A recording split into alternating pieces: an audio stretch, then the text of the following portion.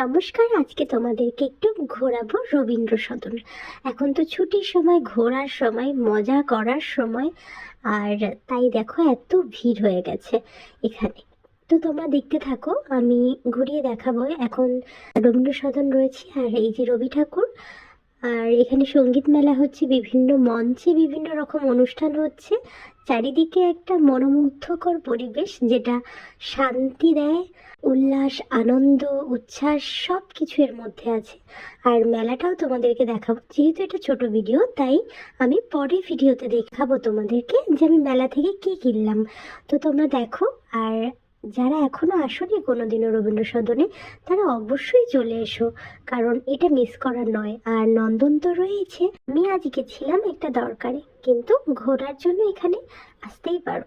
এবার বলো তোমাদের কেমন লাগলো? নিশ্চয়ই খুব ভালো লাগলো। এইভাবে ভিডিও দেখতে থাকো। Thank you, tata.